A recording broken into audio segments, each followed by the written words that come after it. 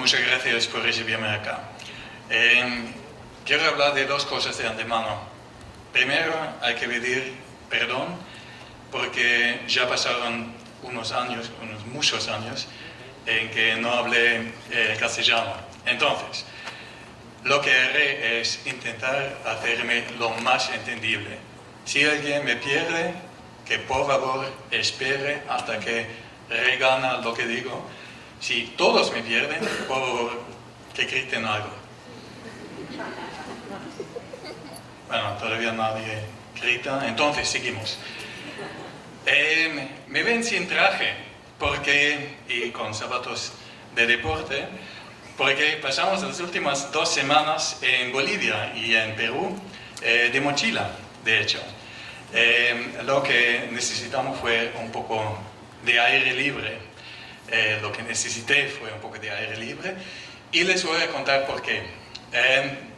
Fue porque en febrero de este año mi bufete y yo ganamos el proceso más, ¿cómo se llama? El proceso más grande de la historia de Europa, que fue el proceso de la Love Parade.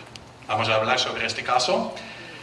Y eso fue un tiempo durísimo, de año y medio en el juicio, en el tribunal, con 101 días consecutivos casi de proceso, de juicio.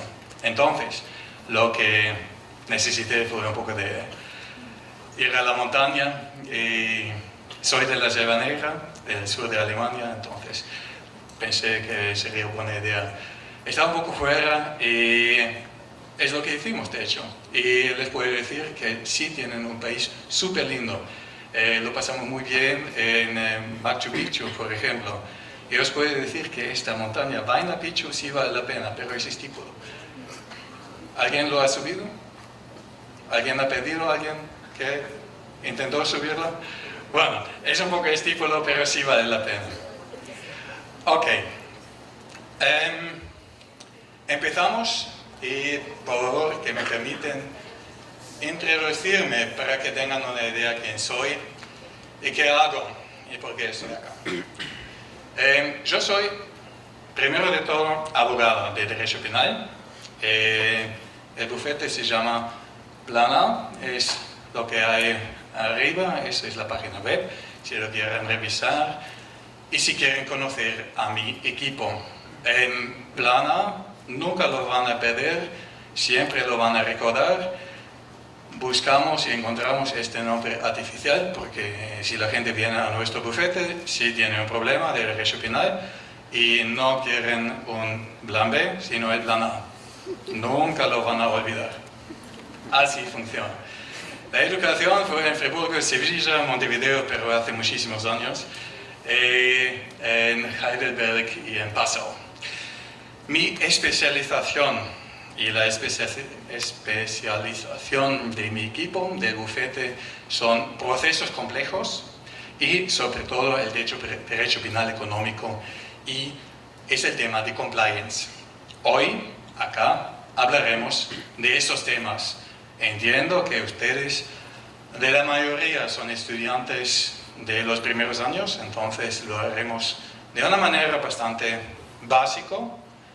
Ya les digo que cuestiones siempre son muy bienvenidos. Entonces, que no solamente me interrumpen si me pierden, sino si hay una cuestión, sí, por favor, que me lo pongan. Yo doy clases en Karlsruhe. En octubre empezaré de catedrático al lado del bufete y soy experto del Consejo de Europa para cuestiones del derecho penal y sobre todo de compliance. Significa que yo doy clases para fiscales, para jueces, algo como lo hacemos hoy. Viajo mucho en Europa para representar a esta institución. ¿Para qué? Con la tarea, con el gol de unificar a los sistemas judiciales que tenemos en Europa. Tengo la obligación, por parte de mi equipo joven, y lo verán si entran al internet, de hacerles conocer nuestro Instagram. Entonces, que nos siguen, y eso es la manera como comunicamos con los estudiantes.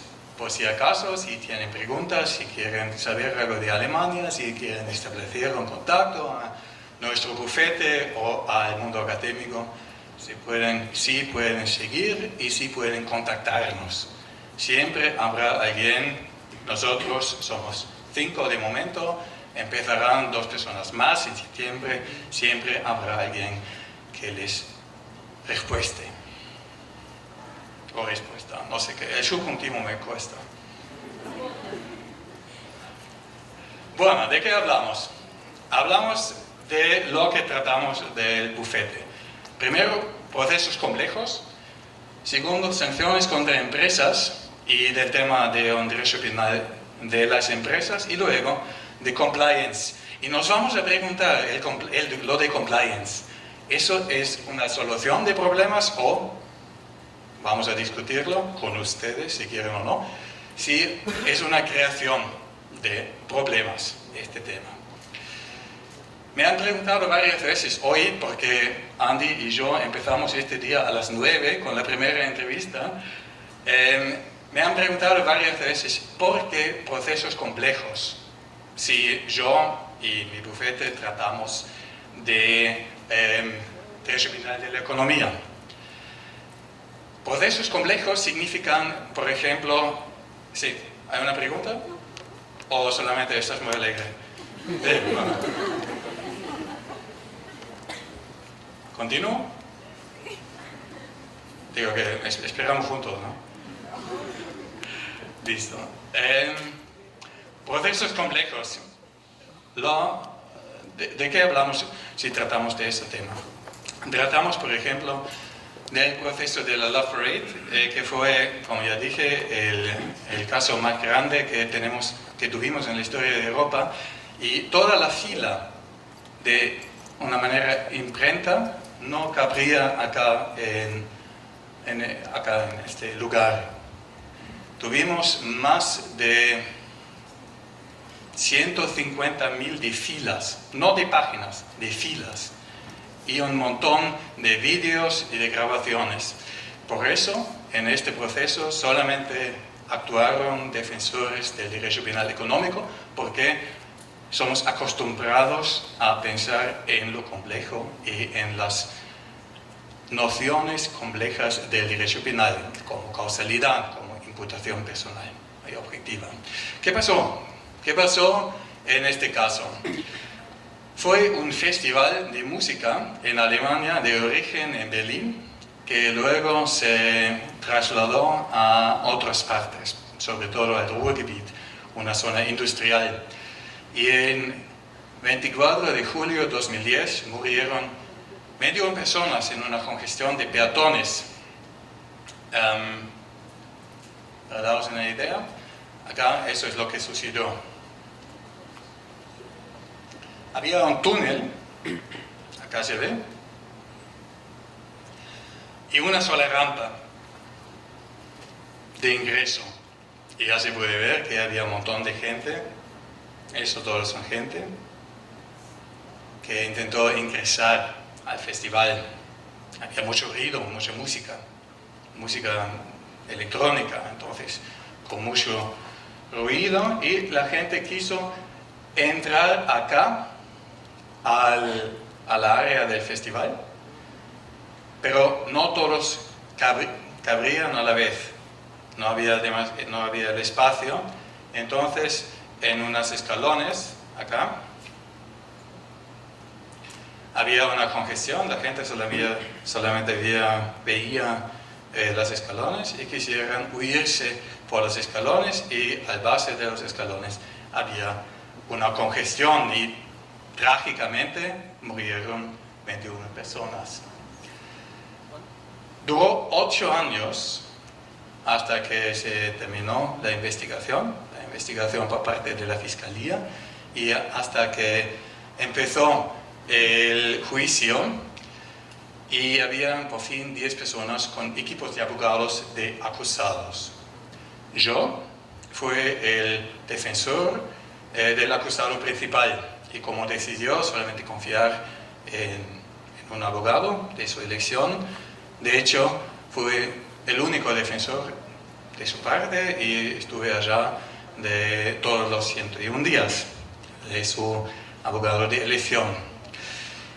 El proceso todavía está vigente, todavía está en marcha, todavía no está terminado, pero mi cliente y 6 otras personas recibieron un sobreseimiento y la consecuencia muy importante es que la presunción de inocencia permanece intocable. Es decir, lo solucionamos por una sugestión del juez, de la sala, de una manera que no había una sentencia, sino esos 7 personas sí podían salir del proceso. Fue el proceso más grande por el tamaño y la cantidad de las personas envueltas. Eso es la sala. Así no se ve una sala en un tribunal alemán, sino eso es una sala de una feria, en la feria de Düsseldorf, de donde yo soy.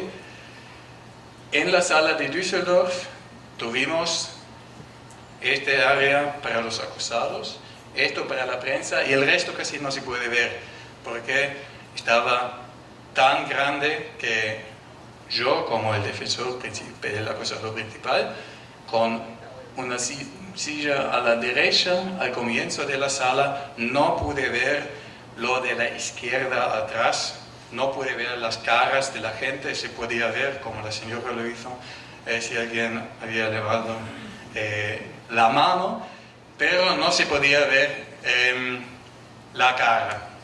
Entonces, lo que hicieron fue, acá se puede ver, hay micrófonos en toda la sala, solamente podía hablar, o puede hablar, como el proceso todavía está en plena marcha, solamente puede hablar quien inicia su micrófono, y entonces en estas screens, como lo tenemos acá, trasladan todo el proceso solamente para la gente que está dentro de la sala. En Alemania no tenemos grabación de los procesos penales, eso solamente lo tenemos en los Estados Unidos. Bueno, ¿lo graban acá? ¿En Perú? Sí. Bueno, en Alemania no. Es permitido el ingreso del público, eso sí, la gente puede participar, son públicos los procesos, pero no hay una grabación, es decir, todo lo que sucedió con los testigos, con los abogados, fue en vivo y lo trasladaron así. Y había un montón de prensa, pero fuera del tribunal, como no se puede entrar la prensa a la sala. Es decir, acá en la puerta, normalmente, eso soy yo con mi cliente, no podía entrar. Bueno, este caso, si tienen más preguntas, me pueden contactar. Este caso fue cubierto muchísimo por la prensa alemana, por la prensa europea, y es lo que me trae acá, porque después de haberlo terminado, por lo menos por mi cliente, necesité un poco de pausa y les agradezco mucho que hoy, en mi último día, mañana por la madrugada ya me voy a Alemania, que haya la posibilidad de establecer un poco de relaciones académicas y con ustedes, sobre todo. Bueno, continuamos con lo que son las sanciones contra empresas. Este dibujito nos enseña distintos colores. ¿Qué significan? ¿Una idea? Si no hay ideas, voy a elegir cualquier persona. La chica acá enfrente, que espera que no voy a indicarla. ¿Qué podría ser? Bueno, vemos que no tienen los mismos colores porque son distintos sistemas de derecho penal de empresas. Algunos sistemas sí conocen un derecho penal de origen, un derecho penal verdadero de empresas, otros sistemas no. Por ejemplo, en Alemania no tenemos hasta hoy en día un derecho penal de la empresa, sino solamente tenemos un derecho de, ¿cómo se llama? Ordnungswidrigkeit. Sí, derecho contravencional de infracciones administrativas. Es un sistema accesorio a la infracción contra la ley de un particular, de un gerente, de una persona responsable para lo que hace la empresa, pero no tenemos un derecho penal original contra las empresas. Hay dos puntos de vista, si eso es una buena idea o no. Por un lado, se puede decir lo que llamamos old school, no hay un alma de maldecir y entonces no hay un cuerpo de maltratar. No soul to down, no body to kick. Eso sí se podría decir por falta de culpabilidad, por falta de dignidad humana, de base de la culpabilidad de una persona que no tiene una empresa, que no tiene una entidad jurídica, y por eso podríamos decir que no hay una legitimación de un derecho penal de la empresa. Sin embargo, nosotros en Alemania somos algo como el pobre resto, que todavía no sigue la tendencia global de una implantación de un derecho penal de empresas, como lo tienen en el Perú también, después según 2018, creo. Así funciona el sistema que de momento tenemos. Eso es muy conocido, por lo menos por algunos alumnos con quienes ya hablé antes de esta clase. Eso es el párrafo 30 de la ley de las infracciones administrativas, del Ordnungstätigkeitenrecht.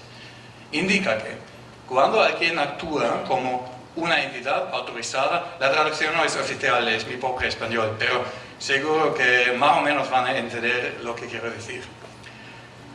Cuando alguien actúa como una entidad autorizada para representar a una persona legal o como miembro de dicha entidad, como persona responsable para esta entidad, representando el manejo de la operación o empresa formando parte de la persona legal, ha cometido una ofensa criminal o una ofensa regulatoria. Como resultado de dichas obligaciones, puede haber una consecuencia, una sanción para la empresa. Resumiendo, si hay un proceso penal en contra de un gerente, en contra de un manager de una empresa, y si hay una sentencia en contra de este manager, sí se puede castigar, sí se puede sancionar a la empresa. Es una vinculación entre la responsabilidad personal y la responsabilidad de la persona jurídica.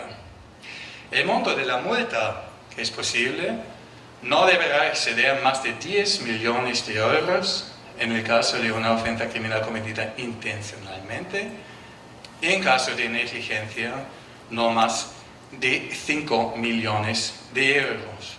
Pero acá no se acaba, no acaba la multa, sino además hay un sistema de caducidad de los bienes ganados por el crimen. Es decir, si una empresa ha ganado, digamos, 100 millones de euros, si el Estado, por manera de sancionar, les puede, como se dice, sacar toda esta plata. Por ejemplo, tuvimos un caso de Siemens de corrupción internacional hace unos años y había una multa de más de 200 millones de euros por este sistema de combinación de multa regulatoria más caducidad de los bienes acumulados. Ok, entonces, tenemos con este sistema de lo administrativo algo un poco raro, unos pueden decir antiguo en Alemania. No tenemos el sistema como los demás países, ni en Europa, ni acá en Perú, de un derecho penal de las empresas, de un derecho penal verdadero que se dirige a las empresas. Sin embargo, hay tendencias de cambiarlo. Hay unas fuertes voces en la doctrina y en la política que quieren cambiar este sistema. Por eso, en el acuerdo de coalición de 2018, el acuerdo de coalición es un contrato político entre los partidos que en la democracia alemana han ganado las elecciones y ahora intentan formar gobierno. En este acuerdo se encuentra una misión, y eso es de asegurar unas consecuencias eficientes contra los crímenes económicos y para eso establecer un sistema de punibilidad, de penalización de empresas como tales.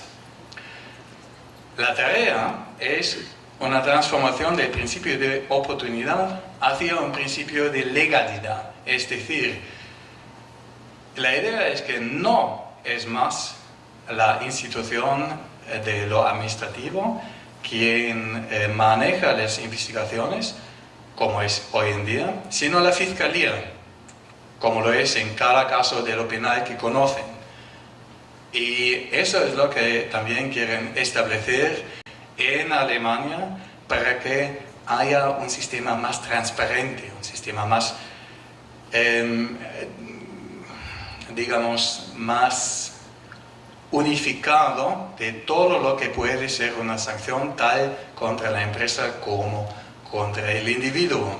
Y es más, puede resultar aún más justo para las empresas porque habrá la posibilidad, que hoy en día no tenemos, de sobreseimientos aún de procesos contra empresas.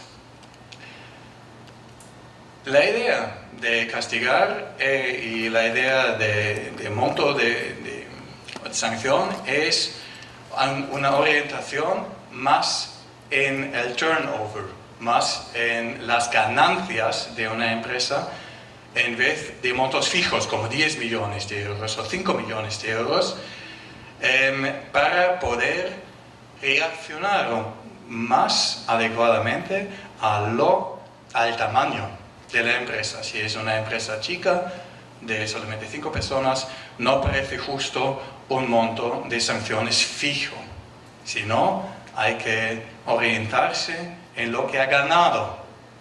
Y si es un concerno o una gran empresa con relaciones internacionales, hay que hacerlo más, hay que orientarse más en los ingresos que tiene esta empresa. Es más, lo que más quiere el legislador es naming and shaming, una publicación de las sanciones contra las empresas para ser aún más transparente. No obstante, señoras y señores, eso es la idea. Hasta hoy en día, por lo menos, queda con la idea y estamos en pleno proceso de transformación y nunca se sabe cuándo o cómo esto se va a realizar. Pero Alemania también, como el Perú, ya lo tiene, está en un camino hacia un sistema de derecho penal de las empresas. El último tema, antes de cuestiones, si tienen algo, será lo de compliance. ¿Qué significa compliance? Compliance significa intentar establecer un sistema para que no haya errores por parte de una empresa. Compliance significa intentar comportarse de una manera legal y, es más, proteger a los empleadores, comportarse bien de una empresa. En Alemania tuvimos una sentencia del Tribunal Supremo de 9 de mayo de 2017 que por la primera vez, con palabras bastante claras, indica qué es lo que valora el sistema de compliance, para qué sirve. Y dice que si hay un sistema de compliance, si existía un sistema de compliance antes, un Compliance Management System, CMS, puede reducir o, en caso, excluir una responsabilidad de la empresa.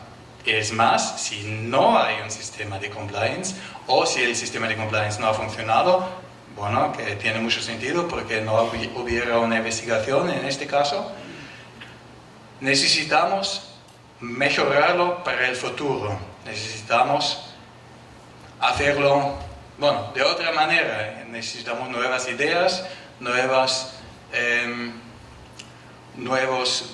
medidas de compliance. Es la primera vez, como no tenemos un sistema fijo de los requerimientos a compliance, que la jurisprudencia indica para qué sirve y que dice qué necesitamos hacer para poder evitar sanciones contra empresas.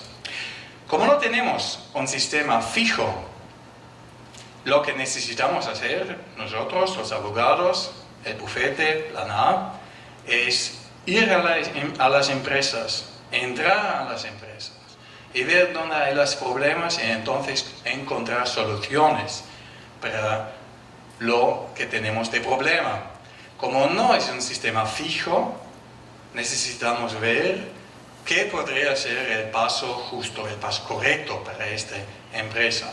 Y eso podría ser, por ejemplo, un código anticorrupción o una directiva, una orientación escrita para los empleados. Un código, bueno, es papel y papel tiene paciencia, pero en papel no vive. Entonces, lo que necesitamos hacer es implementarlo. Lo que necesitamos hacer es vivirlo. Y para eso sirve un entrenamiento. O una lectura. Da clases para los empleados. Da clases, por ejemplo, para la gente que distribuye los bienes de los productos de una empresa, para que no entren al peligro de la corrupción.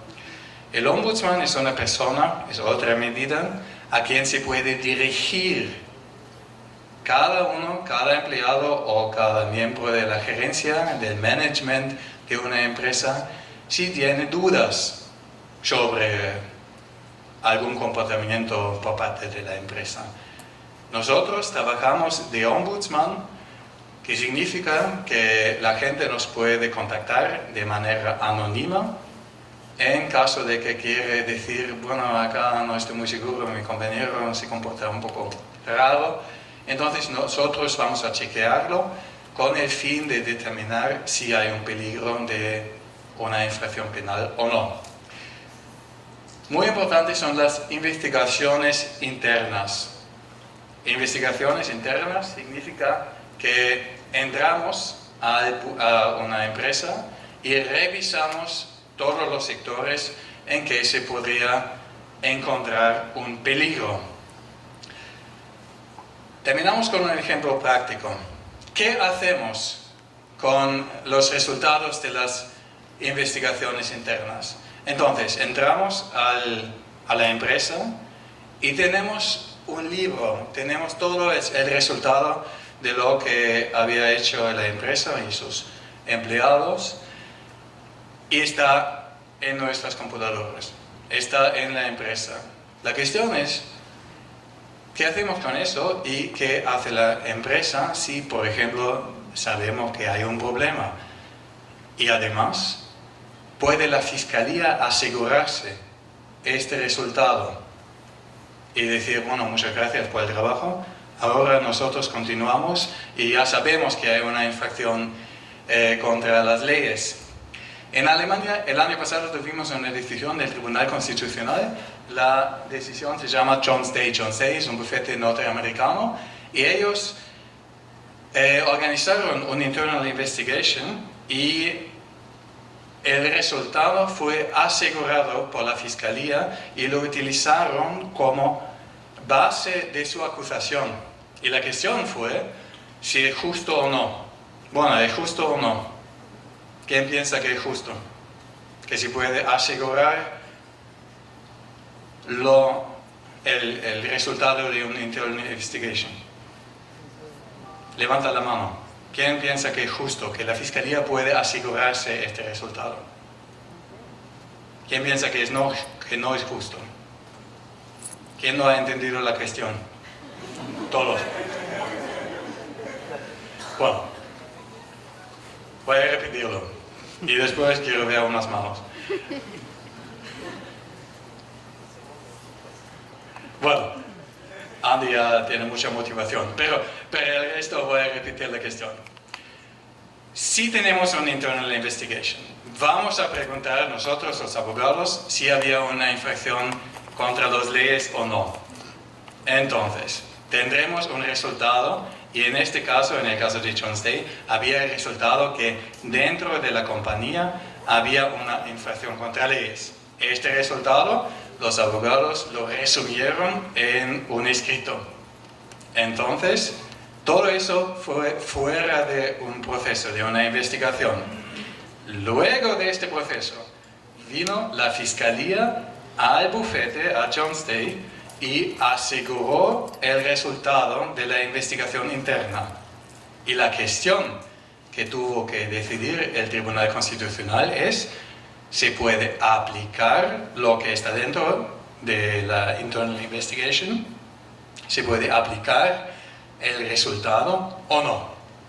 Si se puede utilizar lo que han hecho los abogados de manera secreta en su mandato para su cliente, o si eso se puede publicar o no. Entonces, ¿quién opina que es justo utilizar los resultados internos? Una persona. Ahora faltan unas manos, ¿no? Entonces, ¿quién piensa que no es justo? Señor, ¿por qué opina que es justo? No, perdón, está al revés. Que No era justo. Tiro el voto para que cambie. Bueno, el Tribunal Constitucional decidió que sí se puede utilizar el resultado de un internal investigation. ¿Por qué? Porque no tenemos un derecho penal de las empresas en Alemania, y entonces las empresas no tienen el estatus de un inculpado, no tienen el derecho de nemo tenetur, por ejemplo. Y por eso se podía utilizar el internal investigation que había organizado la empresa para evitar riesgos penales de base de una investigación de la fiscalía. Se podía utilizar de base de una acusación. Por eso, las internal investigations son, como podemos decir, hielo delgado. Es una decisión muy importante de cómo hacerlo y cómo intentar de evitar esos riesgos, por ejemplo, con los contratos de mandato con el cliente. ¿Cómo podemos asegurar que no habrá una aseguración por parte de la Fiscalía? Bueno, esos son los desafíos con que tratamos hoy en día. En caso de duda, en caso de cuestiones, están muy invitados a contactarnos y además a cuestiones. Ahora doy la palabra a Andy, pero si enseguida hay cuestiones, son muy bienvenidas. Muchas gracias.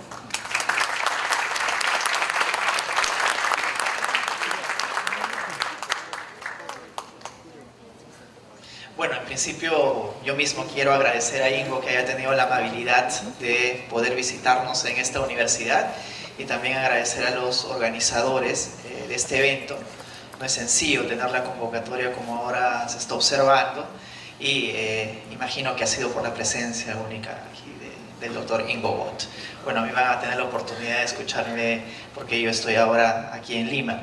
Bueno, es importante, yo creo que la idea de realizar este evento en cuanto a un ámbito comparativo de lo que implica el sistema de compliance en Alemania y el sistema de compliance y responsabilidad penal de la persona jurídica en Perú, nos orienta un poco a saber no solamente cuáles son las diferencias que existen entre ambos sistemas, a pesar de que hay una cierta unidad, y también a ver cómo en el futuro podríamos estar hablando ya de un desmarcamiento de esta tradición que siempre hemos tenido en el derecho penal, de seguir siempre las bases, sobre todo de teoría del delito, que siempre hemos recurrido en cuanto a fuente alemana. Entonces aquí claramente con la exposición del doctor Ingo Voth nos hemos podido dar cuenta de que nosotros estamos quizás embarcándonos en una corriente de tradición angloamericana del common law antes que una corriente propia del sistema, por ejemplo, de responsabilidad penal de la persona jurídica en Alemania, que hasta el día de hoy, por ejemplo, no existe,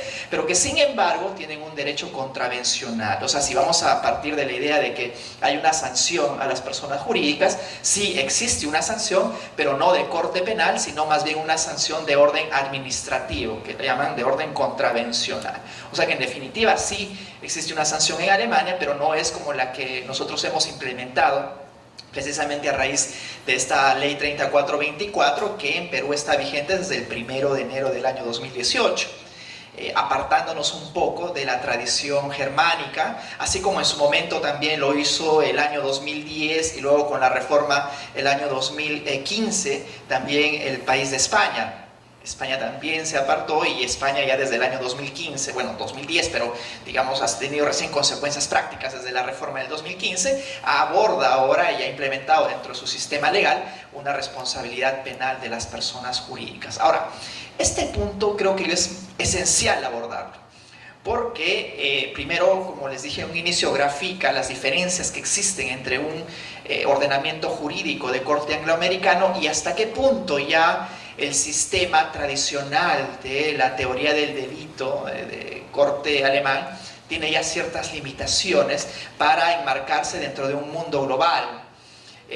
Alemania, por la propia tradición que tiene, es un país en el cual se prevalece la metodología, el método de interpretación de la teoría del delito para dar una respuesta pues muy sistemática a cómo debemos de abordar la subsunción de un hecho sobre un determinado tipo penal.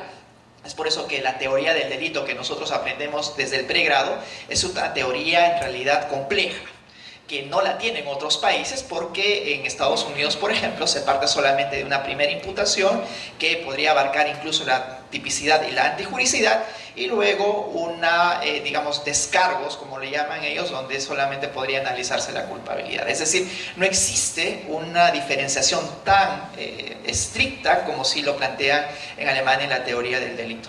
Ahora, ¿cuál es la realidad peruana de la responsabilidad penal de la persona jurídica y del compliance? Existen grandes diferencias, ¿no? Primero, porque nosotros sí tenemos un reglamento que se acaba de promulgar hace alrededor de 3 meses, un reglamento en el cual nos dicen cuáles son los criterios que se tienen que seguir, no el fiscal en este caso, sino más bien la Superintendencia de Mercado de Valores, ¿verdad?, para poder calificar un sistema de cumplimiento como idóneo o no. Entonces se encuentra reglamentado. Es más, yo creo que es excesivamente reglamentarista porque nos da cada uno de los criterios que tiene que seguirse para valorar la robustez de un programa de cumplimiento. En Alemania, sin embargo, no lo tienen de manera normativa, sino que más bien lo han implementado a raíz de la práctica y de las consecuencias que tiene dentro del orden contravencional. Es decir, que aquí no hay ninguna consecuencia jurídico-penalmente hablando para la responsabilidad propia de la persona jurídica. Ahora, habría que entrar a analizar cuán efectiva es una sanción a la persona jurídica de orden penal y cuán efectiva es una sanción a la persona jurídica viéndolo desde el punto de vista administrativo. Obviamente, y esto lo he escuchado mencionar precisamente al doctor Ingo Voth, que hasta ahora este sistema, tal como lo tienen implementado en Alemania, sí ha dado resultados. A diferencia del Perú, por ejemplo, que el sistema de consecuencias jurídicas que poseemos a raíz de la interpretación del artículo 105 del Código Penal, pues no había dado resultados. Tal es así que tenemos un pleno, ¿verdad?, emitido el número 7/2009, en el cual prácticamente se exigía por parte del Tribunal Supremo que los jueces apliquen las consecuencias accesorias del delito. ¿No? Se había dejado en el olvido de que también las empresas, a raíz de una sentencia condenatoria a una persona natural, podía también imponerse sanciones a la persona jurídica. Vino este pleno casatorio y el Tribunal Supremo peruano dijo: vamos, que aquí sí existe una real responsabilidad de la persona jurídica, solamente de que los jueces no se han encargado de aplicarlo de manera sistemática. Es como una llamada al orden. Es más, plantea el ponente fue precisamente Víctor Prado Saldarriaga, de que en el Perú sí había un auténtico sistema de sanción a las personas jurídicas. Ahora, la existencia y la promulgación de la ley 3424 ha contradecido precisamente esta versión, ¿no? Porque el solo hecho de que se implemente una norma de esta naturaleza implica de que en realidad no había antes, y por tanto esta interpretación fue errada, de que no había antes o no existía una real imposición de una sanción penal a una persona jurídica. Entonces, ahí hay ciertas diferencias que debemos de notar y que quiero resaltar precisamente de la exposición del profesor Ingo Both para poder un poco contextualizar la discusión, ¿verdad? Es más, tenemos que también contextualizar la discusión acerca de las investigaciones internas. Las investigaciones internas, en realidad, y la polémica que existe a raíz de la decisión que ha tomado el Tribunal Constitucional alemán, es acerca de si es posible, en este contexto, de que no se pueda, o sí se pueda, jurídicamente hablando, incautar, por ejemplo, los resultados de una investigación interna. O sea, no es una investigación que por lo general en nuestro país tiene únicamente el Ministerio Público la facultad de investigar y de perseguir una conducta penal, sino que en este caso sería de mutuo propio, es decir, voluntariamente, que la empresa inicie una investigación interna, no solamente ante la sospecha de un eventual delito, sino también para poder monitorear de alguna manera cuáles son eventuales irregularidades que se puedan identificar. Y para eso algunas empresas pues, contratan estudios jurídicos o también contratan abogados especializados para poder investigar, así como lo haría la Fiscalía, solamente de que una manera interna, privada, dentro de la propia empresa para saber, primero, si existe alguna irregularidad y otra para poner en orden ante la eventual identificación de alguna desregulación o defecto de organización interna de la propia empresa. Primero, es una investigación voluntaria, interna, que no tiene ninguna consecuencia en principio de orden oficial, como si tiene la investigación propia en la que se enmarca la Fiscalía. Y la pregunta trascendental, que ya tiene que ver incluso con la demarcación entre aquel sistema, que sí posee una real responsabilidad penal de las personas jurídicas, y otro sistema que no lo posee, como el orden contravencional alemán, sería si es que estaría facultada en este caso la Fiscalía para poder hacer suyo este informe producido de una investigación interna y usarlo precisamente para perseguir el delito que ya internamente la empresa de manera voluntaria se había decidido someter para hallar las irregularidades. Ahora, obviamente que la respuesta del doctor Ingo Both tiene sentido, de que, digamos, el Tribunal Constitucional haya avalado este tipo de incautación. ¿Por qué? Porque al no existir una real responsabilidad penal de la persona jurídica, pues se supone que no tiene derechos, por tanto, al menos desde el punto de vista estrictamente penal.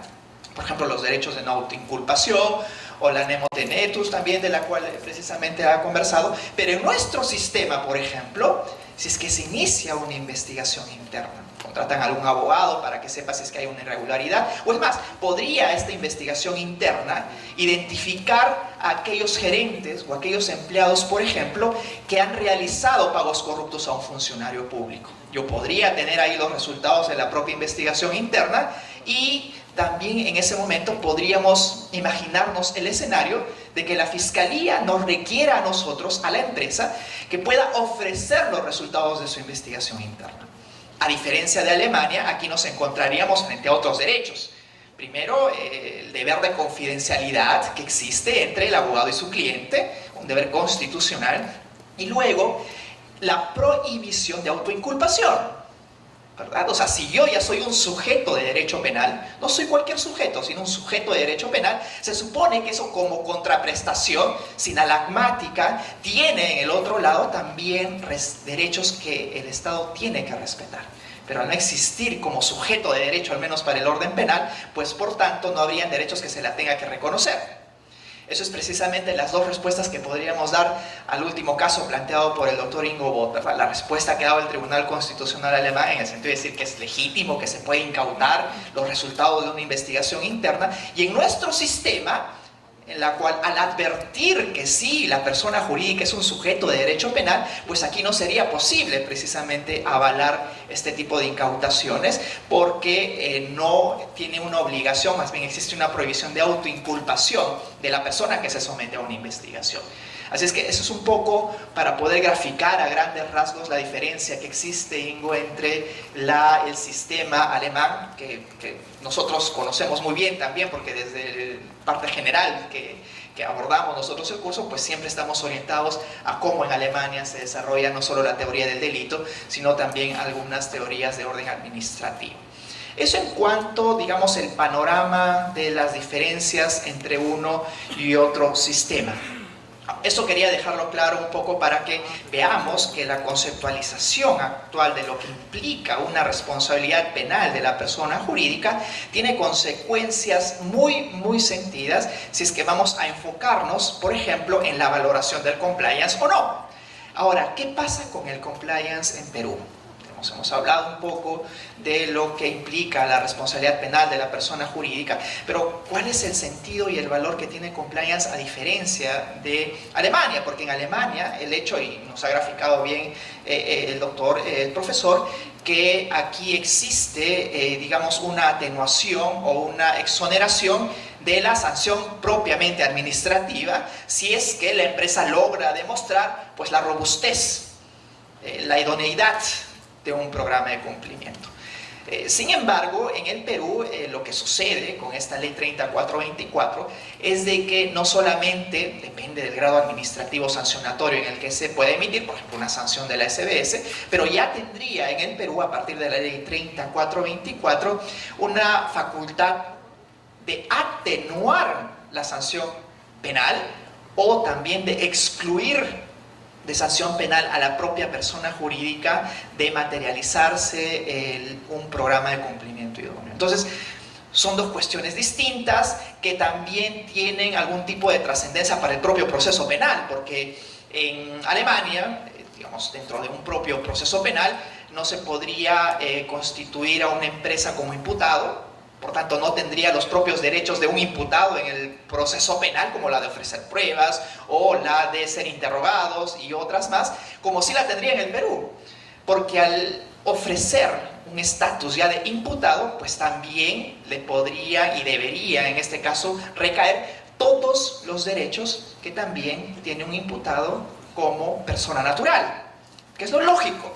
O sea, no solamente voy a incluir a la persona natural para las sanciones, sino que sinalagmáticamente tendría que incluir también a la persona jurídica para los deberes que le asiste frente al Estado.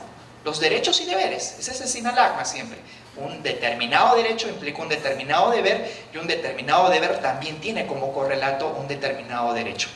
Esa es la consecuencia que tendría, al menos en nuestro ordenamiento jurídico, visto de manera legal, si se quiere, cómo y qué trascendencia tendría la implementación de un programa de cumplimiento en nuestro país, que seguimos de alguna manera un poco la tradición española, también la tradición chilena, porque ellos también tienen desde el año 2010 y perfeccionado desde el año 2016 una responsabilidad penal de la persona jurídica, y al igual que el Perú, con algunos reglamentos que indican que se debe de tener en cuenta para calificar un programa de cumplimiento como idóneo o no, que en principio son algunos ya de las directrices que ha mencionado aquí el profesor en la exposición precedente. Pero ¿qué consecuencias tendría también la implementación de un programa de cumplimiento para la persona natural? Porque legislativamente hablando, la consecuencia que tiene es la que justo acabo de mencionar, la atenuación o la exculpación de la propia persona jurídica, que es precisamente para quien se ha dado orientativamente esta ley. La pregunta sería, y ahí voy un poco en materia a la ponencia que me toca hoy ofrecer, es de si en este caso se haría responsable, en primer lugar, el empresario de tener un programa de cumplimiento idóneo. Y por tanto, si esta facultad de atenuar o exonerar de responsabilidad por la robustez del programa de cumplimiento hacia el empresario, también tendría algún tipo de correlato frente al oficial de cumplimiento. Porque ya está sentado el hecho de que normativamente sería la empresa la que accedería a este tipo de beneficio atenuatorio o exculpatorio. Ahora, si nosotros partimos del supuesto de que el empresario tiene que tener, digamos, el deber de dominar, de evitar que se desprendan riesgos de la empresa, pues estamos hablando del deber de dominar una fuente de riesgos o una fuente de peligro. El hecho, por ejemplo, de tener una empresa constructora implica de que van a tener los suficientes criterios y la debida diligencia para evitar que de la construcción de un edificio, por ejemplo, pueda acarrear el derrumbamiento de alguna de las paredes que pueda ocasionar la muerte de un transeúnte, por ejemplo, ¿verdad? Es decir, si yo quiero construir un edificio como empresario, tengo que tener absoluta diligencia de evitar que de esa fuente de riesgo precisamente pueda desprenderse un tipo de responsabilidad penal de la propia actividad empresarial que se realiza. Es precisamente por ese motivo que el día de hoy, al intentar fundamentar si es que el empresario tendría o no una posición de garante frente a delitos que se desprendan de la actividad empresarial, es que se sedimentan y se reconducen a una fuente de riesgos. La empresa sería en este caso una fuente de riesgos que, al ser creada por el empresario, tendría por tanto el deber de evitar que de esa fuente de riesgos se desprenda algún resultado lesivo para un tercero. Ahora, eso en cuanto al empresario, pero nosotros sabemos pues que la empresa no la conforma solo el empresario y dos trabajadores. Sería un poco ingenuo pensar que las empresas el día de hoy están conformadas de esa forma. Lo que sucede al día de hoy incluso es que ya hay exigencias normativas, como lo hace la SBS para los delitos de lavado de activos, de nombrar un oficial de cumplimiento dentro de la empresa. Es decir, que el orden administrativo ha logrado entender que el empresario no puede dedicarse a todas las actividades, ni tampoco puede vigilar todas las actividades que se desarrollan dentro de la propia empresa. Por tanto, dice la ley, y en este caso administrativa, hey empresario, tú no puedes dedicarte a hacer absolutamente todo. Y el hecho de vigilar, de prevenir que desde tu empresa pueda utilizarse para lavar activos, es que yo te obligo a que tú, como sujeto obligado, obviamente en determinadas actividades económicas, debas nombrar un oficial de cumplimiento. Las notarías últimamente, ¿verdad? O los casinos, por ejemplo, o aquellas empresas que se dedican a la actividad constructora, entre muchos otros. Los bancos, las entidades financieras, todos tienen la obligación de nombrar un oficial de cumplimiento. No es una obligación potestativa, como sí lo exige, como sí existe para los delitos de corrupción. No existe en el Perú una norma que obligue a las empresas a nombrar o a implementar un programa de cumplimiento anticorrupción o antisoborno. No existe. Lo que sí existe es dentro del ámbito administrativo la obligación de nombrar un oficial de cumplimiento antilavado. Y eso está claramente establecido y delimitado dentro de la ley administrativa. Ahora, ¿qué se desprende de esta obligatoriedad? Debemos entender, y esto es mucho más sencillo de fundamentar, debemos entender que si la delegación de los deberes de vigilar que, por ejemplo, la empresa no sea una fuente para la utilización del lavado de activos, y que la propia administración te ordena a que nombres a un sujeto responsable de vigilar preventivamente este tipo de conductas, entonces hay una delegación ya no facultativa, sino obligatoria. La pregunta sería, si es que nosotros partimos de la idea de que el empresario tiene el deber por dominar la fuente de riesgo, de evitar que de su empresa, por ejemplo, pueda desprenderse un acto de lavado de activos, y luego, por otro lado, tenemos a una oficialía, en este caso financiera, económica, como la SBS, que te obliga precisamente a delegar esa función, entonces esto también tendría consecuencias de orden penal. En el sentido de que al yo delegar esa función, pues también tendría que haber una consecuencia jurídico-penal de esa propia delegación, porque el orden administrativo me dice, tú no puedes asumir toda la responsabilidad. Es administrativo, es una orden legal. Por tanto, también tendría que haber en este caso una delegación o una responsabilidad, asunción de responsabilidad, que tenga consecuencias penales. Es decir, que esta delegación de la propia actividad de vigilancia tendría que traer consigo, cuando estamos hablando de un orden administrativo preestablecido, tendría que tener como consecuencia también una delegación de la responsabilidad penal. Ahora, la pregunta sería, ¿es una delegación absoluta? Puede partirse de la idea de que la delegación pueda también tener consecuencias absolutas de orden penal, es decir, no, yo empresario delegué esta función al oficial de cumplimiento y por tanto va a ser él, de identificarse alguna infracción penal que tenga que ver con el delito de lavado de activos, va a ser él quien asuma la plena responsabilidad. Pues lamentablemente no. En el derecho penal, a diferencia del orden administrativo, no existe la delegación absoluta. Es una delegación siempre relativa. Es decir, que si el empresario, por una orden administrativa, delega esa función en el oficial de cumplimiento, aún permanece en mí la obligación de un deber de supervigilancia. Es decir, tengo que estar monitoreando constantemente si ese deber que he delegado se está cumpliendo de manera idónea. Por tanto, no existe una delegación absoluta de responsabilidades, al menos en el ámbito penal. Y esto es fácil graficarlo con el ejemplo de los padres que salen una noche de fiesta y dejan a la niñera cuidando al niño. Los padres tendrían en todo caso el deber, pues quizás de llamar cada hora o de tener algún grado de comunicación para asegurarse de que esa función, esa labor delegada se está cumpliendo de manera idónea, ¿verdad?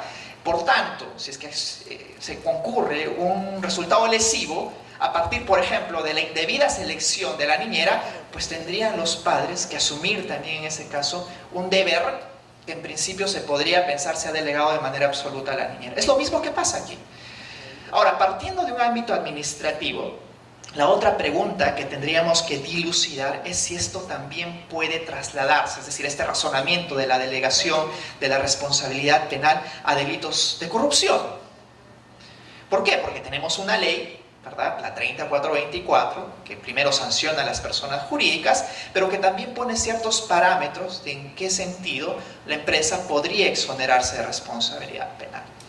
La pregunta sería, ¿podríamos trasladar esta delegación de responsabilidad a delitos de soborno cuando no existe una obligación administrativa que ordene al empresario a nombrar, por ejemplo, un oficial de cumplimiento o a la delegación de esta responsabilidad en algún miembro empresarial?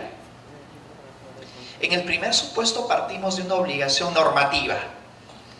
Tenemos una institución administrativa que nos dice que el empresario tiene que delegar esa función para su mejor cumplimiento. La pregunta sería, ¿qué hacemos en aquellos supuestos en los cuales no existe una obligación normativa, sino más bien potestativa, facultativa, de nombrar a un oficial de cumplimiento que asuma precisamente las labores de vigilancia preventiva en delitos de corrupción, en delito, por ejemplo, de colusión, ¿verdad?, de tráfico de influencias, que está claramente tipificado en la ley 30424. Yo creo que sí, y con esto me adelanto a la respuesta y al razonamiento que se va a hacer frente a este segundo supuesto. Primero, porque partimos de la idea de que el empresario tiene la obligación de dominar la fuente de riesgos que ha originado. Así es que estemos en un delito de lavado de activos, estemos en un delito de colusión o estemos incluso en un delito de homicidio. Y ese es un caso que siempre les pongo a mis alumnos para graficar cómo el tema de compliance también tiene una validez absoluta cuando hablamos de una tradición angloamericana.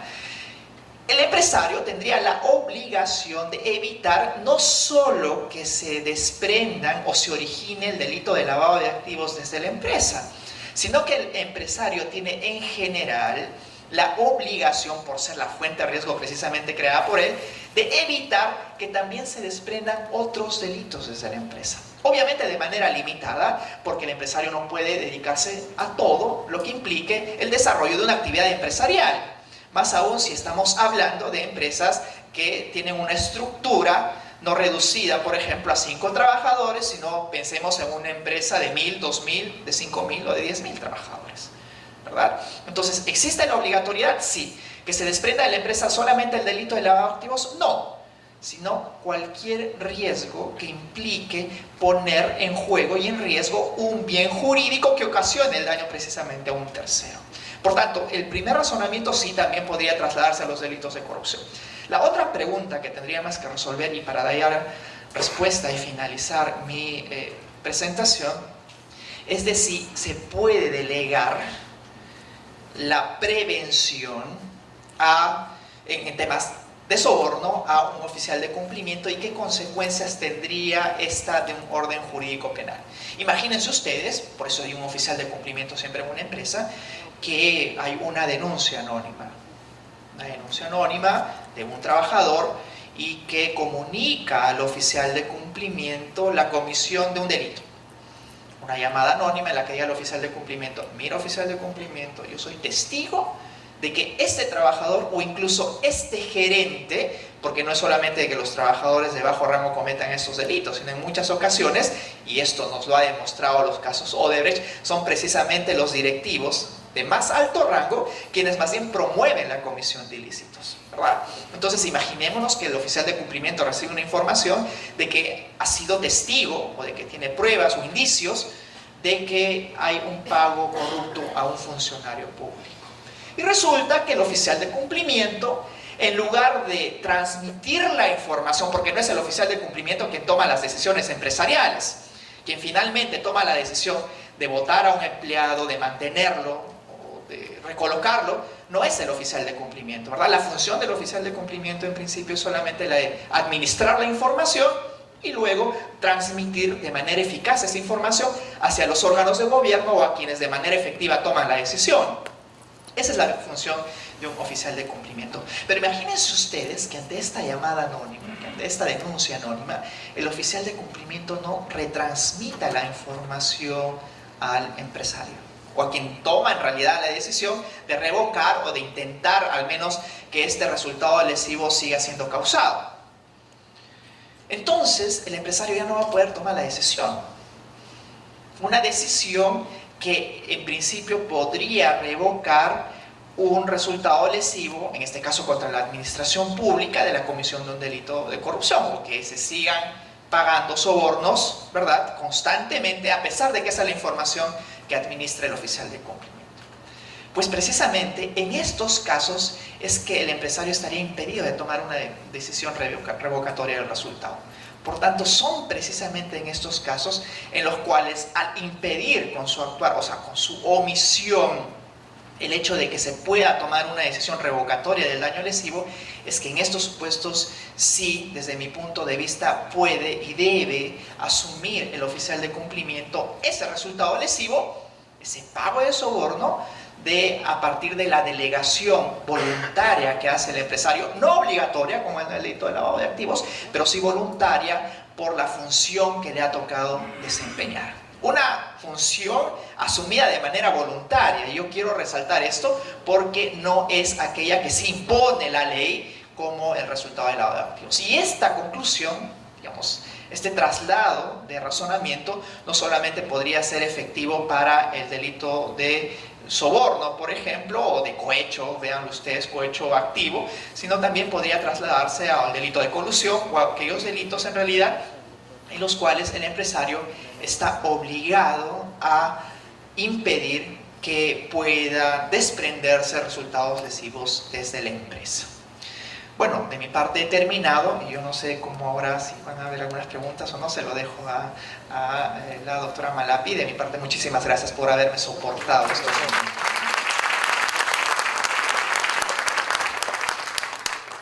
Bueno, agradecemos nuevamente con un fuerte aplauso a ambos expositores. Y ahora quien tenga alguna pregunta, por favor levanta la mano y Diego les va a alcanzar el micrófono.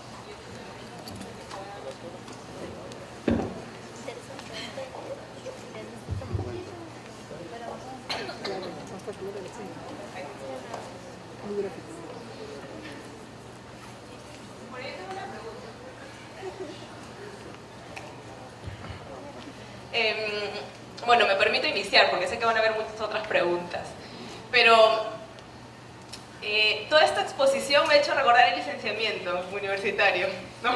¿Por qué?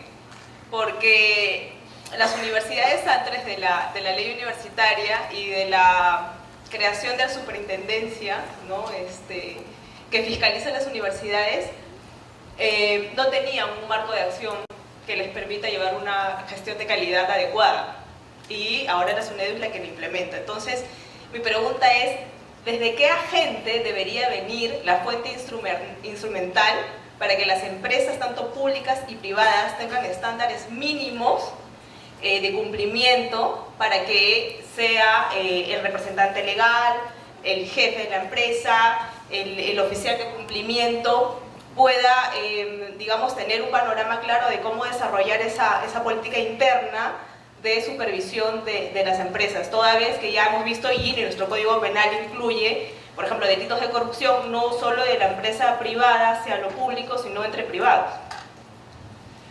Sí, a ver, me voy a permitir responder esta pregunta porque tiene un poco alcance nacional del por qué, o mejor dicho, qué instituciones serían las encargadas de promover los estándares mínimos de no solo gestión de calidad, sino de prevención de alguna manera delictiva en nuestro país. Ahora, tenemos que entender que, o advertir en todo caso, de que la ley 3424 es de muy reciente creación, y más aún que tenemos un reglamento de hace 3 meses. Con lo cual, al día de hoy, hasta donde yo tengo entendido, y puedo equivocarme con el dato, no hay ninguna empresa como tal, que haya sido imputada por un delito a partir de la ley 3424. Ahora existen imputaciones que, como ustedes saben, pueden incluso hasta la etapa de investigación preparatoria ser como institución investigada, pero luego tiene que haber una individualización, y es cuando la empresa pasa a ser un tercero civil en principio. Ahora, por tanto, todavía no tenemos los criterios mínimos claros, porque la propia ley habla, por ejemplo, de que la valoración de un estándar mínimo de cumplimiento, en este caso lo tendría que hacer la Superintendencia de Mercado de Valores, y créanme que ellos no tienen ni la menor idea de qué se trata. O sea, es más, ellos recién se han dado de bruces al ver en el peruano que les estaban delegando esa función de valorar la idoneidad o no de un programa de cumplimiento. Entonces, al no haber de manera oficial, al menos en nuestro ordenamiento jurídico peruano, una institución que se cargue de velar por esto, tenemos algunas normas e instituciones de flanqueo, se le llama. O sea, no normas que directamente regulen cuáles son los estándares mínimos que se deben de seguir, sino normas de flanqueo. Estas, al menos en cuanto al Perú se trata, las tomamos de los ISOs, ¿no? Hay un ISO básico, que es el de anticorrupción, por ejemplo, que es el ISO 37001. Entonces, este ISO de orden internacional, que en principio en España lo han implementado de manera originaria, establece criterios mínimos, estándares mínimos de cumplimiento que en principio los hemos aplicado aquí en el Perú al no tener una reglamentación sobre los estándares mínimos o qué institución deba de encargarse de ello. Eso en principio. Y luego tenemos una institución, por ejemplo, que es la adscrita a la presidencia del Consejo de Ministros, que es la Comisión de Ética o la Oficina de Integridad, se llama así, que antes estaba conformada por la CAM, ¿verdad? En la que yo he participado también asesorando en algunos proyectos que ellos tenían de prevención anticorrupción. Entonces, para responder resumidamente la pregunta de la doctora Malapi, aquí no existe una institución oficial que se encargue de establecer los criterios mínimos de cumplimiento. Existe una institución que ya se encarga, pero ya cuando existe una investigación penal en curso, que es la Superintendencia de Mercado de Valores, que, como les dije, no saben ni qué van a hacer con esto, recién están un poco enterándose del tema. Y en segundo lugar tenemos instituciones que sí de alguna manera intentan promover incluso los estándares mínimos dentro de la administración pública, que está por esta Oficina de Integridad que al día de hoy lo dirige la doctora Susana Silva Hasselbach, ¿no? Esto sería quizás un acercamiento a esa respuesta que no tiene en realidad una institución concreta de establecimiento de bases mínimas para el cumplimiento normativo, ¿no?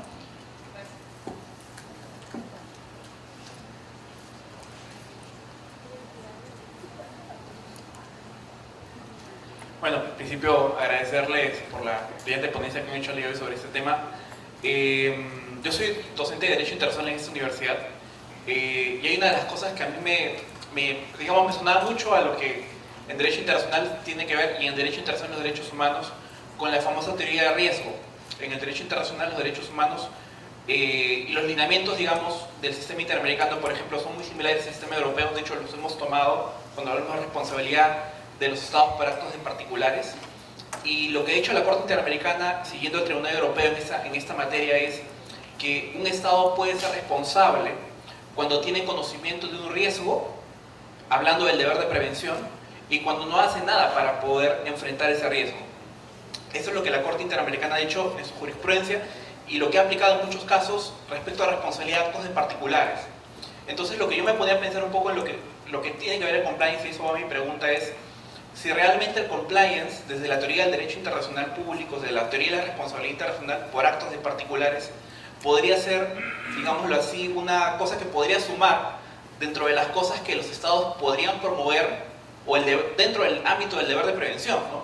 Porque pondremos un caso específico, de hecho tenemos muchos casos en el Perú, pensemos en el caso Choropampa, es un caso que llegó a la Comisión Interamericana, en este momento se encuentra posiblemente en Corte Interamericana en unos años, que es un caso de derrame de mercurio en Cajamarca, y que la Corte Interamericana y la Comisión van a analizar en su momento. Pero lo que a mí me ponía a pensar, me da mucho que pensar, es si, ¿por qué no en un futuro podría ser esto, el compliance, una exigencia que hagamos las víctimas, que yo litigo en el sistema interamericano, podríamos planteárselo en el sistema interamericano para que la Corte recomiende a los estados a que propongan este tipo de programas, ¿no? Que formarían parte del deber de prevención, hablando de la responsabilidad estatal, ¿no? O sea, creo que podría fortalecer la idea de debida diligencia que se exige en el derecho internacional a los estados respecto a los actos de particulares. O sea, mi pregunta va, si ustedes creen que, digamos, el compliance podría ser una herramienta para, de una u otra manera, ayudar a los estados frente a las posibilidades o a los supuestos de responsabilidad internacional en tribunales internacionales.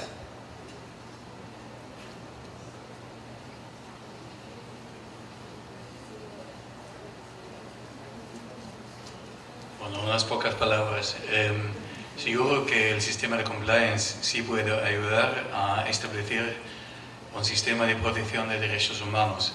Por lo menos en la doctrina alemana sí se discuta que es una idea de proteger los derechos humanos, por ejemplo, por parte de los empleados en una empresa.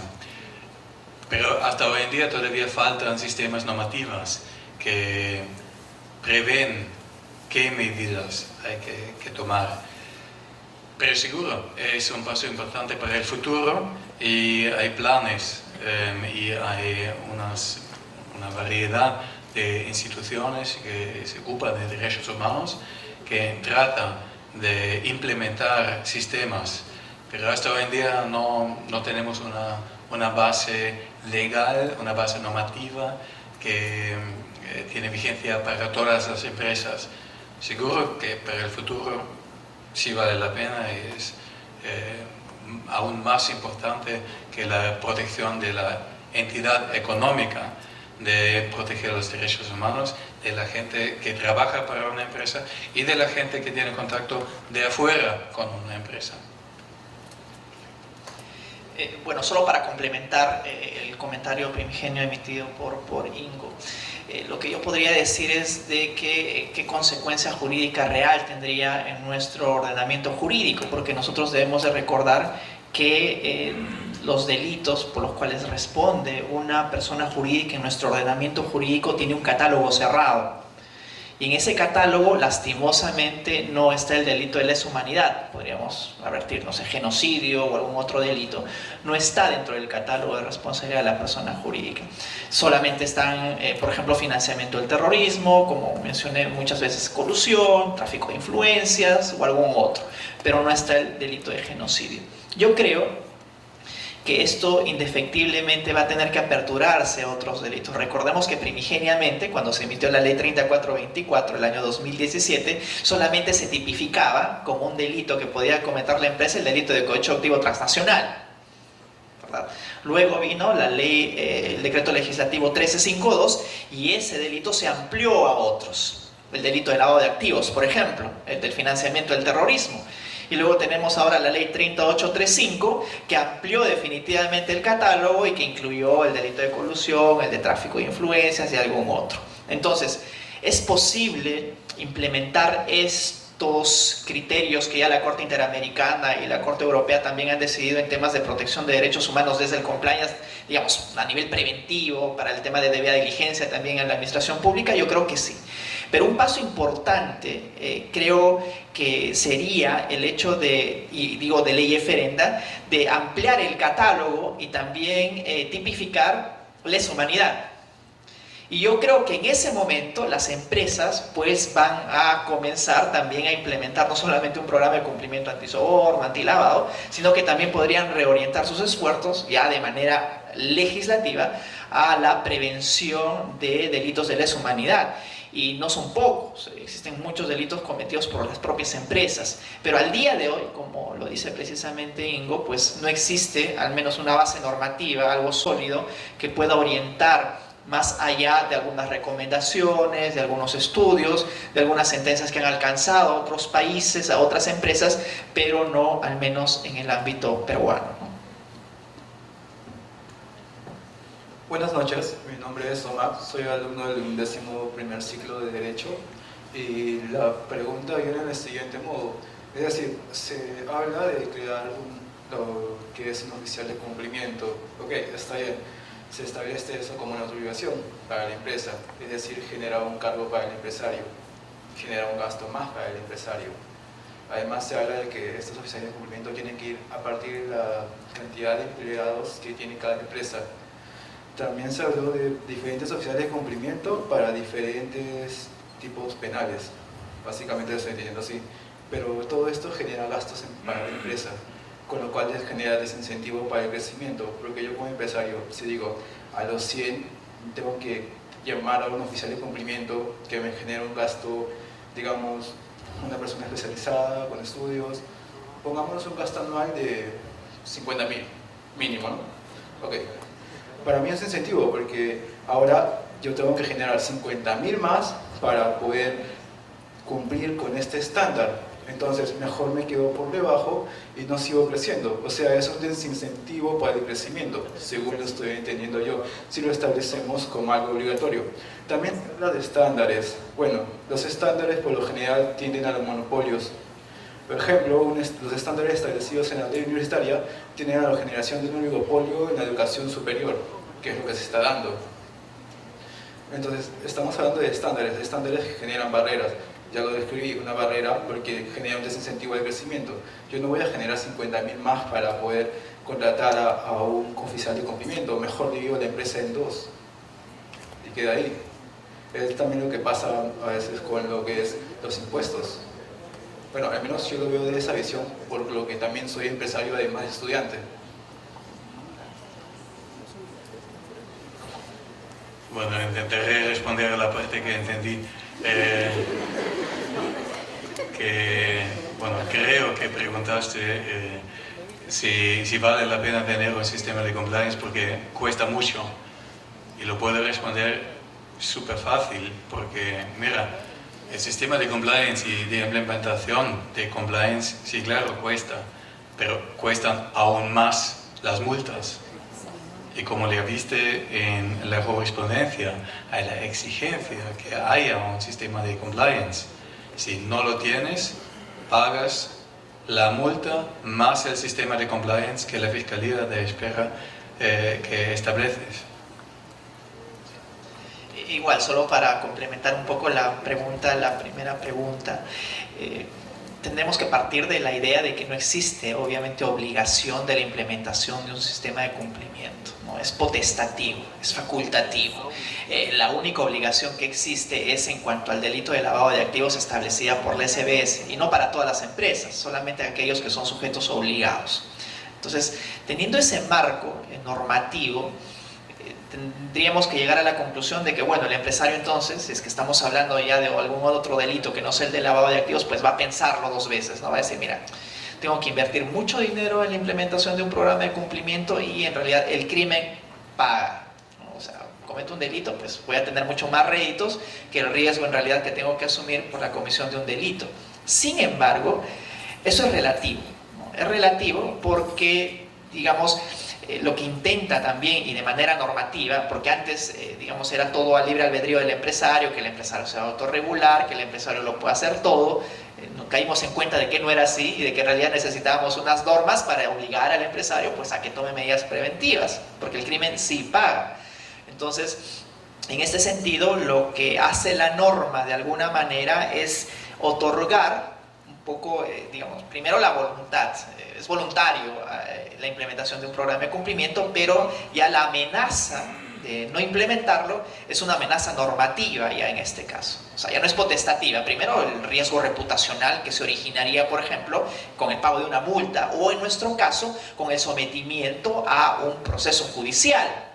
El solo procesamiento penal de una persona jurídica, como el caso de Arthur Andersen, por ejemplo, podría generarte muchísimos más costos que el que realmente invertirías en la implementación de un programa de cumplimiento, ¿no? Así es que yo creo que si uno hace las cifras, como lo hace generalmente un empresario, ¿no? Saca las cuentas, cuánto gastaría, cuánto no, yo creo que en esa operación matemática siempre tendría que entrar una operación ahí como un conector adicional, el hecho del daño reputacional también que se originaría y si la empresa podría perder mucho más, ¿no? Entonces, yo creo que por ahí iría desde mi punto de vista también el razonamiento acerca de que si es pertinente o no invertir mucho más en la implementación de un programa de cumplimiento. Buenas noches, soy Bran Garrido, de alumno de la UTP, sexto ciclo. Quisiera hacer dos preguntas pequeñas y puntuales. Quisiera saber cuánta influencia tiene en Alemania el sector privado en cuanto a la promulgación de una norma, y también quisiera saber, bueno, lo vuelvo a repetir, quisiera saber en el sector privado de Alemania cuánto es la injerencia que tiene para poder llevar a cabo una ley o no. Y la segunda pregunta que quisiera realizar es acerca de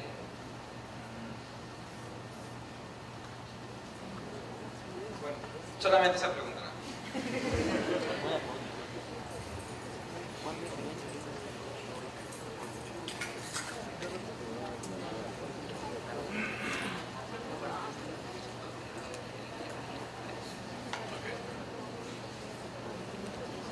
Bueno, me ves, ¿sí? Voy a repetir la cuestión como la entendí, porque hablaste con una voz bastante baja y me vas a dar una señal si lo entendí bien. Preguntaste si hay influencia del sector privado a la legislación alemana. ¿Satisfecho? Sí. Bien. Entonces, claro que sí. En todos los países creo que hay un lobby y que las empresas quieren tener influencia al legislador, a las decisiones, cómo se desarrolla la ley. Pero en el sector de compliance son más o menos, no se ve mucha posibilidad para una empresa privada de tener influencia en el proceso normativo, porque lo normativo, esas son las leyes, y las leyes prevén las exigencias con que tienen que cumplir las empresas. Entonces, si la empresa quiere tratar de cómo podemos evitar el riesgo de corrupción, tiene que entender lo que es la corrupción y tiene que cumplir con las exigencias que tiene la ley en este ámbito. Es decir, las empresas no pueden tener tanta influencia como en un proceso político, porque la base de compliance es un proceso normativo y las exigencias normativas ya están dentro de las leyes, sobre todo de lo penal o, como usted preguntó, de los derechos humanos. Y entonces, si una empresa quisiera tener influencia a lo que son las exigencias de compliance, tendría que tener influencia al proceso normativo, porque eso es la base. Esa es la base de las exigencias legales. Y no compliance como un concepto abstracto. El compliance de concepto abstracto no tiene un marco fijo, entonces no hay tanta posibilidad de influir por parte de una empresa a las exigencias de compliance. Buenas noches. Buenas noches. Sí, buenas noches. Ale Flores. Tengo dos preguntas. En inicio, dirigidas sobre el compliance. La pregunta es sobre todo, las dos sobre todo son teóricas. Un poco para conocer el modo de pensar o teorizar sobre esto, ¿no? O cómo es que usted piensa, profesor Ingo. En inicio, si es que el compliance, la aplicabilidad o no, fundamenta o fundamentaría la responsabilidad penal de la persona jurídica, o simplemente fundamenta la imputación de ciertos hechos a la persona jurídica. En inicio de ello, y después si la responsabilidad penal de personas jurídicas, ¿en qué se fundamenta? ¿O cuál es la base teórica? Y si es que la teorización de ello influye o no en la responsabilidad de las personas naturales. ¿Podrías por favor repetir la primera pregunta? Sí, si es que el compliance, es decir, la aplicabilidad de esta, fundamenta la responsabilidad misma de la persona jurídica o solamente es un indicio para la imputación de los hechos hacia la persona jurídica.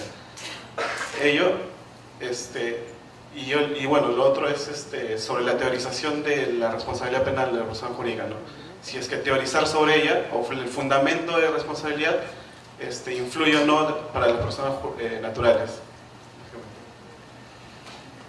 Bueno, a la primera pregunta, compliance no constituye una responsabilidad normativa, sino compliance tiene la idea de eliminar la responsabilidad que ya existe por parte de una empresa. Es decir, si una empresa si hay una infracción de las leyes por parte de una empresa, eso es la base normativa de una sanción. Y compliance no tiene nada que ver con fundación de una responsabilidad normativa, sino puede excluir tal responsabilidad o disminuir la sanción. Pero son dos conceptos enteramente distintos. Por una parte, la legitimidad de una sanción y por otra parte, la cuestión si habrá esa sanción o si se puede disminuir o excluir. Y eso es cuando hablamos de compliance, no ya en la primera parte. Sí, o sea, no tengo más que agregar en realidad porque el compliance es en realidad la consecuencia, no el antecedente, de alguna forma. El antecedente haría que sea un aspecto fundacional o fundante de la responsabilidad, pero esto es simplemente la consecuencia. Es que por ahí yo creo que sí podría seguir lo que te acaba de mencionar Ingo y también incidir en un aspecto importante que lo conversamos el día de hoy en la mañana, que es que la propia implementación de un programa de cumplimiento también implica digamos, una flexibilización y una rapidez con que se origina la información. Por tanto, no solamente podría hacer las veces de un instrumento de descargo o de atenuación de la responsabilidad, sino a veces como un indicio de cargo en la medida en la que existe un programa de cumplimiento a través del cual el gerente no va a poder negar el conocimiento que se origine sobre la sospecha, por ejemplo, de un determinado delito. Entonces es algo interesante que lo que precisamente estábamos conversando, porque podría partirse de la idea en realidad de que solamente sea un elemento de descargo, o un indicio de descargo, un instrumento de descargo de la responsabilidad, pero también puede jugar las veces, al menos para el empresario, porque el empresario nunca va a decir yo sabía o yo conocía. Recuerden el clásico caso de Graña y Montero, ¿no? Ellos no sabían nada, ni siquiera que trabajaban en esa empresa.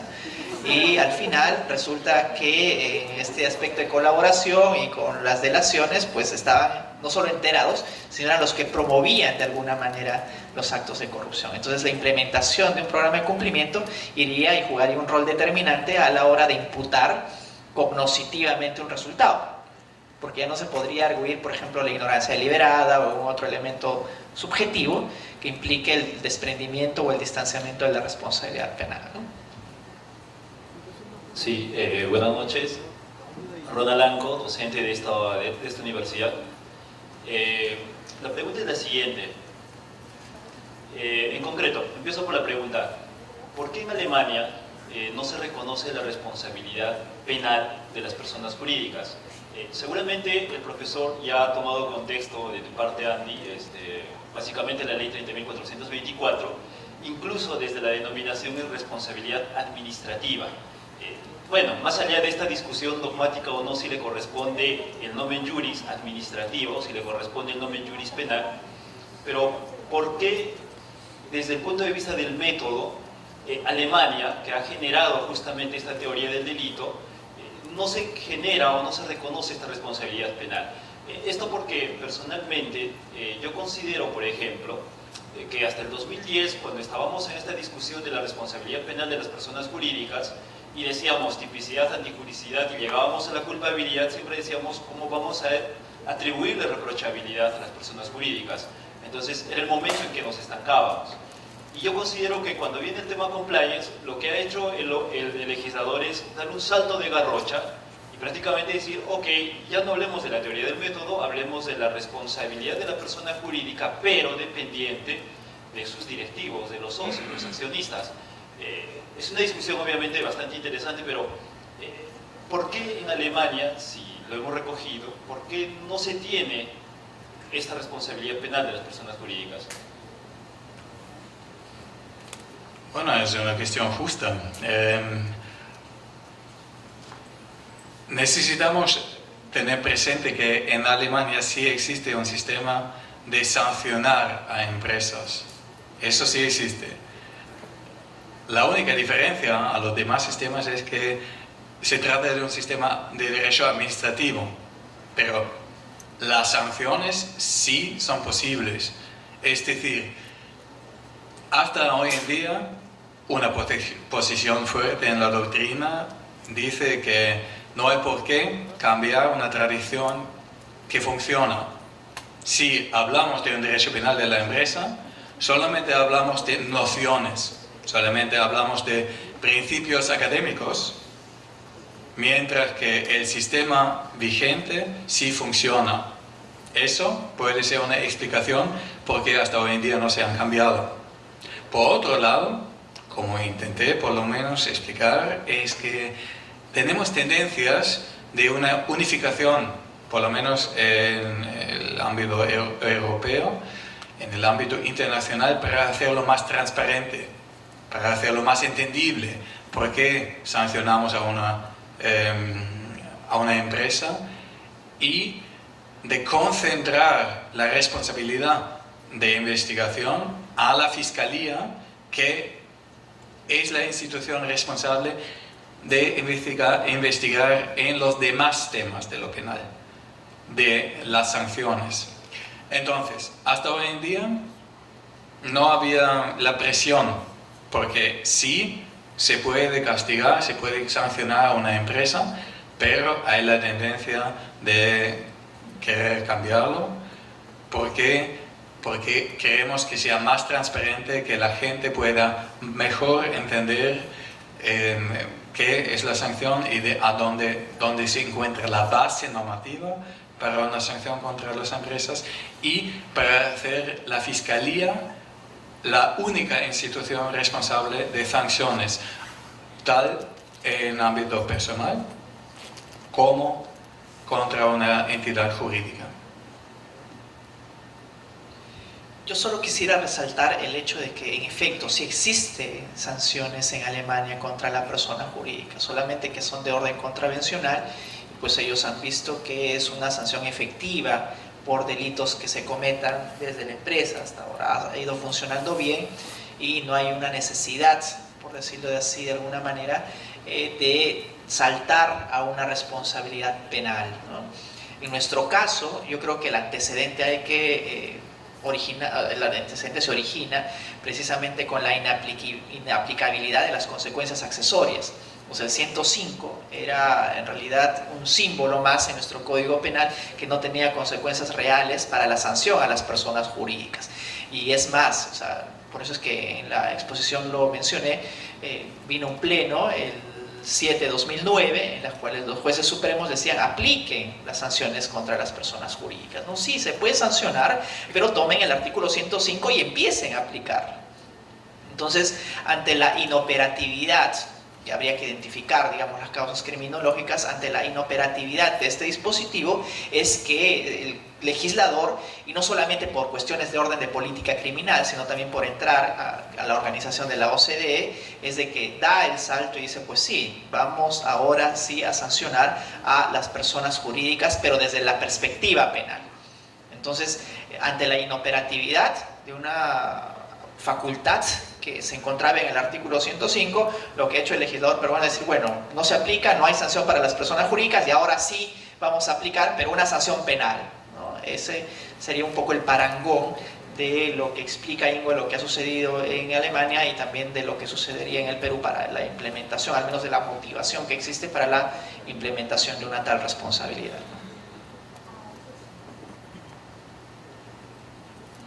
Buenas noches, mi nombre es Betty Salcedo, muchas gracias por lo compartido. ¿Podrías levantar la mano, por favor, para saber dónde estás? Aquí. Ah, ya, ok. Ya. Bien, tengo dos preguntas básicamente.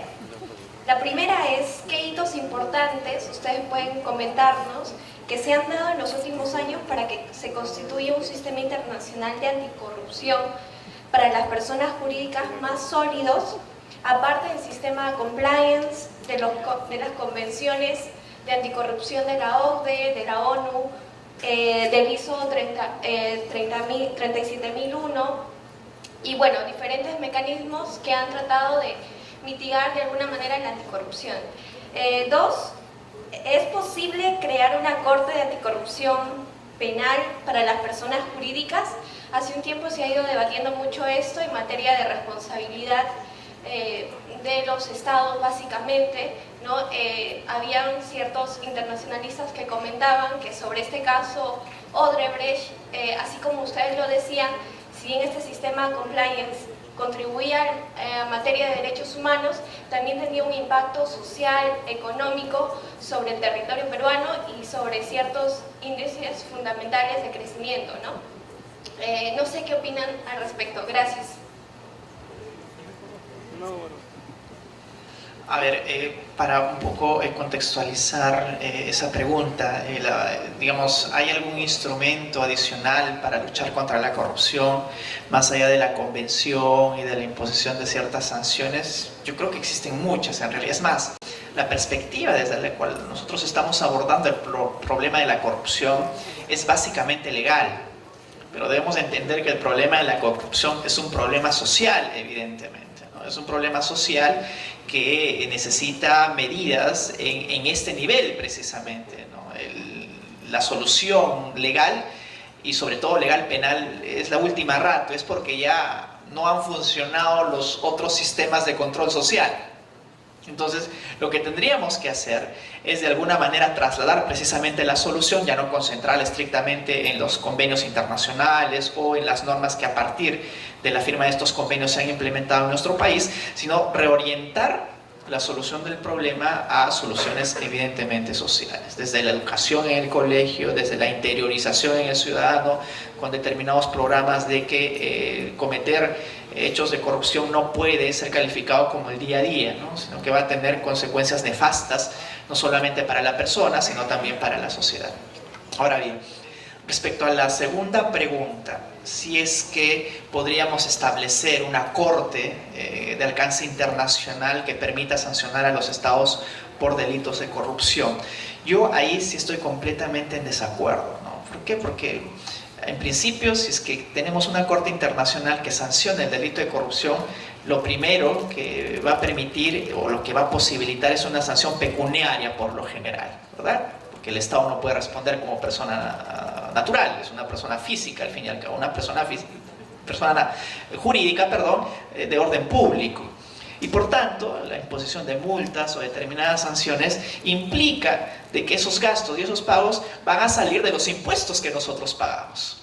Con lo cual, de manera indirecta, nosotros asumimos precisamente los actos de corrupción que, si bien es cierto, lo han cometido representantes del Estado y que tendría que concentrarse precisamente en la identificación de los funcionarios públicos, ¿no? Y no tanto trasladar un poco la responsabilidad a quienes hemos sido comparsas simplemente, que hemos pagado nuestros impuestos y que el Estado tendría que asumir algo que la persona natural como funcionario público, como representante del Estado, no podría hacerlo de manera personal. Podrían haber medidas simbólicas, naturalmente, como el hecho de revocar un resultado, de poder indemnizar a algunas personas, pero yo creo que eso tendría que hacerse con los bienes o el peculio de la propia persona natural, que en ese momento simplemente tenía el estatus de un funcionario público, ¿no?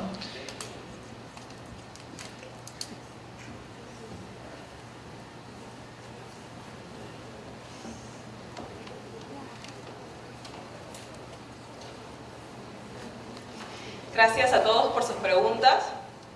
Y ahora me voy a permitirme, en nombre de nuestro decano, el doctor Luis José Díaz Canseco Núñez, entregar unos pequeños reconocimientos en agradecimiento a la fina deferencia que nos han dispensado esta noche nuestros distinguidos expositores. En primer lugar, vamos a entregar el diploma por su destacada participación como expositor en esta conferencia al doctor Ingo Bot.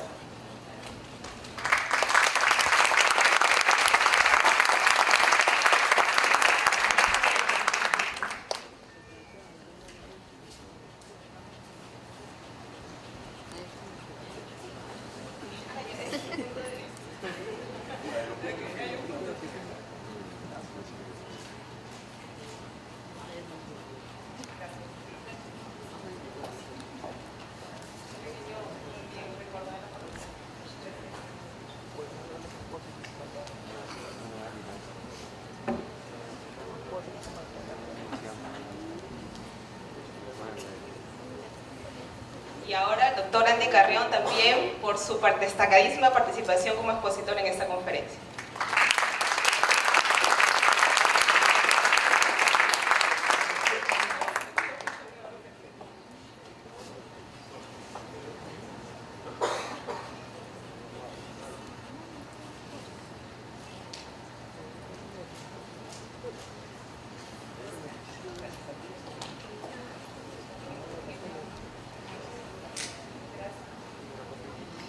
Doctor Ingo Bot, no sé si me sale, vielen Dank für Ihren Besuch. No sé si lo dije bien, pero estamos muy agradecidos por su visita. Esperamos que en una próxima oportunidad podamos contar en esta casa de estudios con su presencia. Gracias por haber compartido su experiencia profesional y académica con nosotros. Y al doctor Andy Carrión también, ahora que está aquí en Perú, esperemos tenerlo con más frecuencia en nuestra universidad, en sesiones académicas de repente más personalizadas con los alumnos. Y a todos ustedes, muchas gracias y buenas noches.